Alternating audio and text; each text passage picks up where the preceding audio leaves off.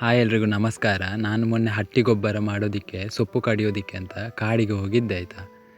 ಅಲ್ಲಿ ಸ್ವಲ್ಪ ಸೊಪ್ಪು ಕಡ್ದಾಗಿತ್ತು. ಅವಾಗೇನೋ ಭುಜಕ್ಕೆ ಕರೆಂಟ್ ಶಾಕ್ ಕೊಟ್ಟಂಗೆ ಆಯಿತು, ಅಂದರೆ ಏನೋ ಕಚ್ಚಿದಂಗೆ ಆಯಿತು. ಎಲ್ಲ ಕಡೆ ಹುಡುಕಿದೆ ಏನಾಗಿರ್ಬೋದು ಅಂತ. ಅಂದರೆ ಫಸ್ಟು ಹಾವಾಗಿರ್ಬೋದಾ ಅಥವಾ ಚೇಲು ಅಥವಾ ಜೇನ್ನೊಣ ಕಚ್ಚಿದ್ರು ಹಂಗಾಗುತ್ತೆ. ಆ ರೀತಿ ಎಲ್ಲ ಹುಡುಕಿದೆ. ಆದರೆ ಎಲ್ಲೂ ಹುಡುಕಿದ್ರು ಏನೂ ಕಾಣಿಸ್ತಾನೇ ಇಲ್ಲ.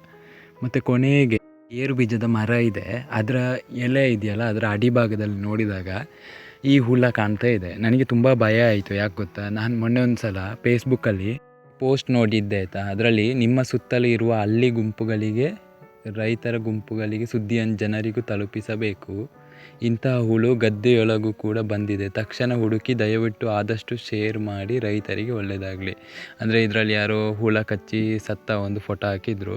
ನನಗೆ ಅದೇ ರೀತಿಯ ಹುಳ ಆಗಿತ್ತು ಅದು ಕಚ್ಚಿದ್ದು. ಅದಕ್ಕೆ ತುಂಬ ಭಯ ಆಯಿತು. ಆಮೇಲೆ ಅದು ನಮ್ಮ ಬಾಡಿ ಅಂದರೆ ತಲೆ ಎಲ್ಲ ತುಂಬ ಸಿಡ್ದಂಗೆಲ್ಲ ಆಗ್ತಾಯಿತ್ತು.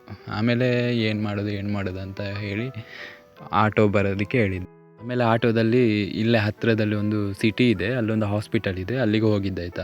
ಅಲ್ಲಿ ನೋಡಿದರೆ ನನ್ನ ಶನಿ ಹಂಗೆ ಅಲ್ಲಿ ಡಾಕ್ಟ್ರೇ ಇಲ್ಲ. ಅಲ್ಲೊಬ್ಬರು ನರ್ಸ್ ಇದ್ರು ಆಯಿತಾ. ಅವರು ಡಾಕ್ಟ್ರಿಗೆ ಕಾಲ್ ಮಾಡಿ ಅವರು ಏನೋ ಟ್ಯಾಬ್ಲೆಟ್ಸ್ ಬರೆದು ಹೇಳಿದರು. ಅದನ್ನ ಮತ್ತು ನನಗೆ ಕೊಟ್ಟರು. ಅದನ್ನ ತಗೊಂಡು ಆಮೇಲೆ ಮನೆಗೆ ಬಂದಿದ್ದು. ಆಟೋ ಚಾರ್ಜು 240 ರೂಪಾಯಿ ಆಯಿತು. ಮತ್ತು ಅಲ್ಲಿ ಡಾಕ್ಟರಿಗೆ ಫೀಸ್ ಅಂತ ಎಷ್ಟು 80 ರೂಪಾಯಿ ತಗೊಂಡ್ರು. ಟೋಟಲಾಗಿ ಈ ಹುಳದಿಂದಾಗಿ ನನಗೆ 320 ರೂಪಾಯಿ ಖರ್ಚಾಯಿತು ಟೋಟಲು. ನೋಡಿ ಇದರ ತಲೆ ನೋಡಿ, ಅದರಲ್ಲಿ ಏನೋ ಒಂದು ಕಲರ್ ಡಿಸೈನ್ ಬಿಡಿಸಿದಂಗೆಲ್ಲ ಇದೆ. ಆಮೇಲೆ ಸೈಡೆಲ್ಲ ಮುಳ್ಳಾಗಿ ಒಂಥರ ಇದೆ.